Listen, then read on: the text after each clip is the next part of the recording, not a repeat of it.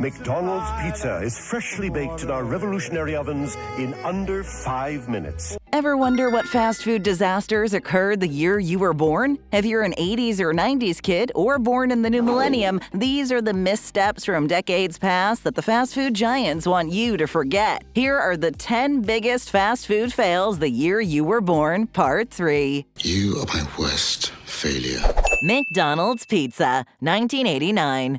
Rich people love pizza, poor people love pizza, white people love pizza, black people love pizza. It's safe to assume that by the late 80s, McDonald's could pretty much do no wrong when it came to their menu. At that point, the chain had been serving up Big Macs, Happy Meals, and McNuggets to over 90 billion people, and the majority of their customers were more than happy to pay the franchise frequent visits. So perhaps because of this fact, the burger chain decided to try something new. Now, we all know that pizza is about as popular a fast food as anything out there. The fresh-baked crust, tangy tomato sauce, and melty cheese are almost impossible to resist. McDonald's likely realized this and decided that they too should enter the lucrative pizza game in 1989 with their own version of pizza. The McPizza featured all the classic toppings you would generally expect on a pizza. Pizza.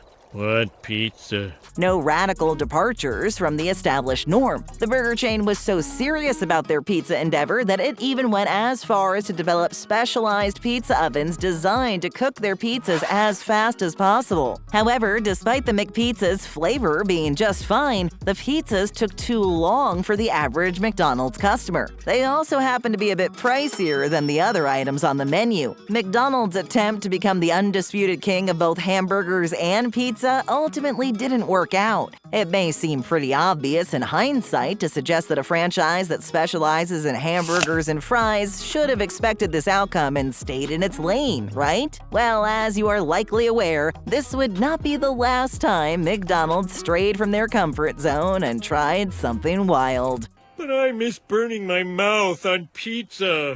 A&W's Third Pound Burger, 1980s. I'm a tough guy. Tough guys don't do math. Tough guys deep fried chicken for a living. There's a good chance you've heard of the Quarter Pounder. The burger is one of the most iconic burgers on the planet and one of McDonald's signature sandwiches. Perhaps motivated by the McD's burger's popularity, A&W decided they wanted their version of a burger with weight in its name. Back in the 80s, the burger chain debuted the Third Pound Burger. This burger featured everything that makes a quarter pound great and more. Unfortunately, this failure wasn't the fault of A&W. It appears it was the public's inability to do fractions that caused the burger to fail. According to a survey taken by the chain to discover why the burger failed, it appears that most folks thought that a quarter pound sounded larger than a third pound because 4 is larger than 3. I feel like a schoolboy again. If you happen to be a parent, there's a chance you've heard your child shout, "When am I ever going to use fractions in the real world?" Well, this is a reason to learn your fractions, kids. You get your homework done? Fractions?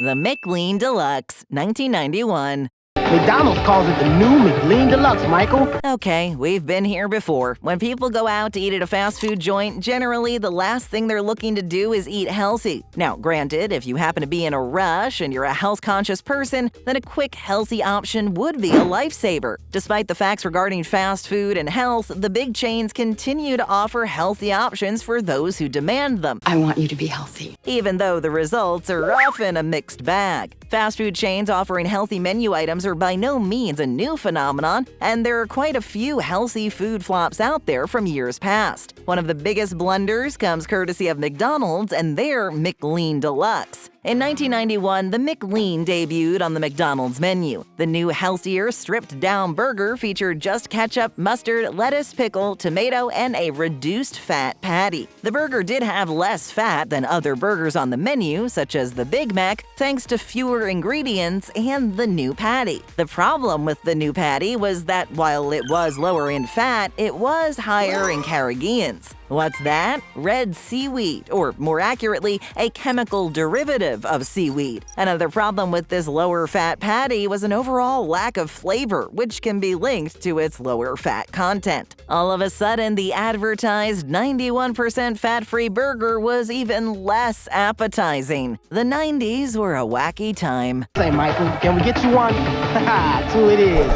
Wendy's Super Bar, 1990s. They've got a salad bar.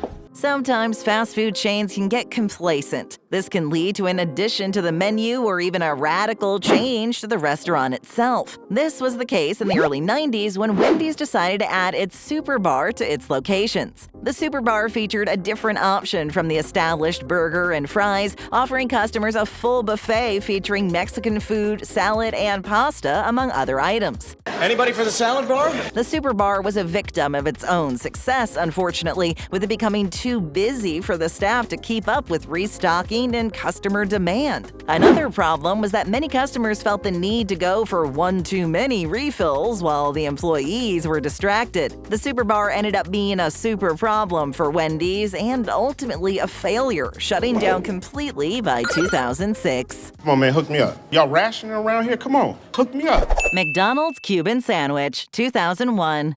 No, but he's never had a real Cuban sandwich. I want him to try it. Cuba is known for many things, and at the top of the list would be their incredible cuisine, right next to their cigars. Delicious items such as the frita, which is essentially a Cuban hamburger with fries right in the burger, and the pulpeta are just a few examples of what you might find in any restaurant in Cuba. However, the most popular food associated with the island nation would undoubtedly be the Cuban sandwich.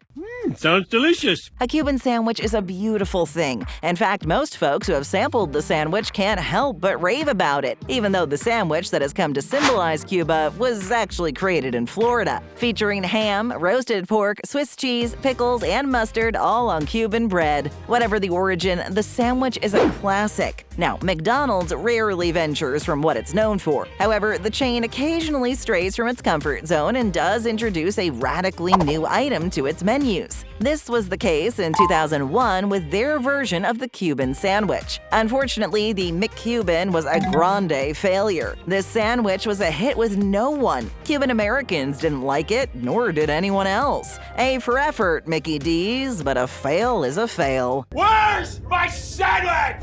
Pizza Hut's The Natural, 2000s. No one out-pizzas the Hut. Back in the 2000s, Pizza Hut decided to step out of its comfort zone and try something different. This was by no means rare for Pizza Hut, as the chain has tried many unusual pizza flavors and ideas over the years, to varying degrees of success. However, after years of establishing itself as the place for pan pizzas and quirky pizza creations, the chain unveiled The Natural. We're eating healthy around here. The Natural was a pizza featuring a stone-ground 5-grain crust, vine-ripened tomato marinara, and all-natural mozzarella. Basically, a pizza filled and topped with fresh, all-natural ingredients. Sounds great, doesn't it? Unfortunately, customers who tried The Natural didn't think so and complained that the pizza simply lacked flavor, particularly the 5-grain crust. Better stick to the wacky pizza ideas like hot dog stuffed crust rather than artisan multi-grain crusts, Pizza Hut. Your customers have spoken. I'm Mikey and I sound like a commercial. BK's Bacon Sundae, 2015. I don't know how you're gonna top this. Maybe with hot fudge. So, back in 2015, the year Back to the Future said we were supposed to be driving around in flying cars, drinking Pepsi Perfect, and reading a sports book in a paradoxical get-rich-quick scheme? Well, back in that particular year, the mega chain that is Burger King decided to try its hand at taking dessert to the next level. Now, BK fans would normally be elated to hear something like that. After all, the franchise has been serving up high levels of deliciousness for decades. However, when fans first feasted their eyes on the BK Bacon Sundae, they were intrigued before trying one and repulsed after. That's so gross. Look, bacon can pretty much do no wrong. With that said, sprinkling salty, smoky bacon crumble on top of creamy vanilla soft serve just didn't work. To make matters worse, the sundae also comes topped with chocolate or caramel drizzle and a slice of bacon. Because why not make a small car wreck into a 20-car highway pileup? This one failed to impress bacon fans, BK loyalists, and ice cream lovers alike. Where's a time-traveling DeLorean when you need one? Where the hell are Sundae! The appropriate question is, when the hell are they? If you had to box a kangaroo while blindfolded, or just hit that subscribe button to become an official BabbleTopper, which would you choose? So go ahead and smash it. Thanks. Thank you so much. The Halloween Whopper, 2010s. Wait, you love Halloween. As far as fast food excitement goes, there wasn't much of that going on in the 2010s. However, something happened in 2015. Burger King decided to get into the spirit of Halloween by having its culinary scientists put on their monster masks and create the Halloween Whopper. Nice idea, right? A holiday-themed Whopper with all the devilish fun of Halloween charbroiled into every bite. Well, that was the plan. But in reality, the Halloween Whopper was a nightmare, and not in the fun Halloween sort of way.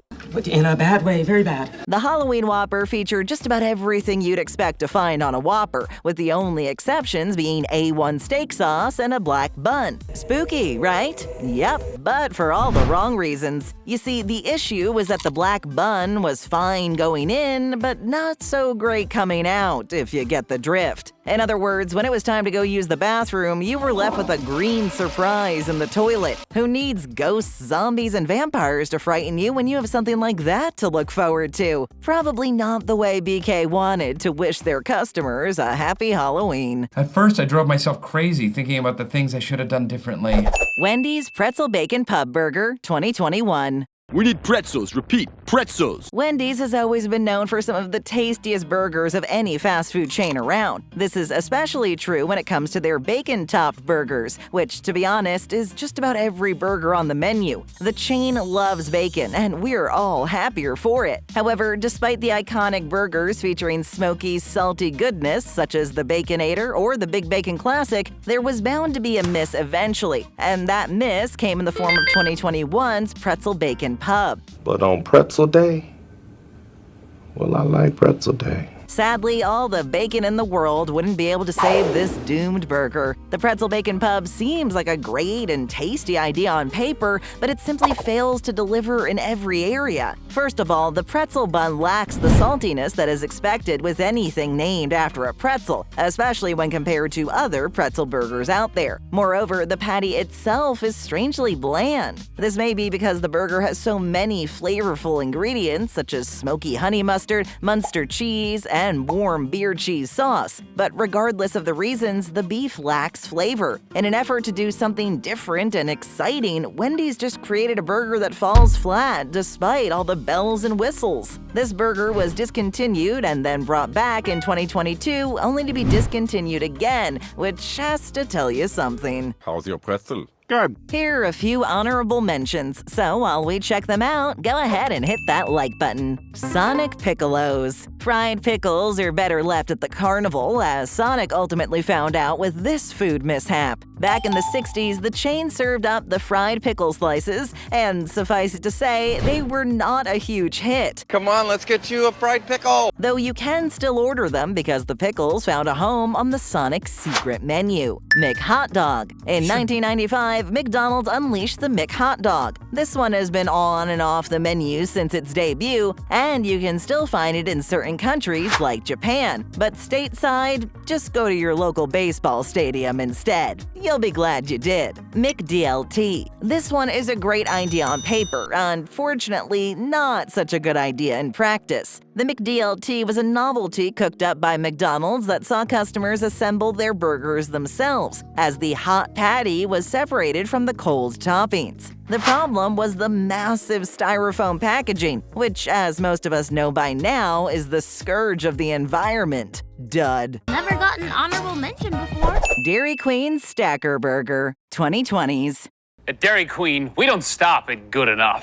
Okay, if you were born in this decade, you won't be watching this anytime soon. However, this particular decade started with a bang, and that's an understatement. At the beginning of this decade, the entire planet had more pressing issues to worry about than fast food failures. But that doesn't mean the 2020s are without a few food fumbles. Case in point, Dairy Queen Stack Burger. Let's face it, Dairy Queen isn't a burger joint, it's an ice cream parlor first and foremost. I'll take 1 scoop of vanilla ice cream, please. This doesn't mean the chain can't whip up a great burger, along with many other hot food items. However, the Stacker Burger is not one of them. The Stacker Burger collection included a cheeseburger, 2 cheese deluxe, bacon 2 cheese deluxe, the loaded A1 featuring bacon and barbecue sauce, and the flamethrower, which featured pepper jack, jalapeno bacon, and spicy sauce. While these stacked burgers looked delicious, they featured unappetizing beef patties with a stringy texture and no flavor, and cheese that looked more like a science experiment than anything edible. The idea of a burger stacked high with so many patties and toppings should be a dream come true. Well, it turns out nightmares are dreams too, and it didn't take long before the stacker was taken off the menu, and nobody misses the failed DQ burger.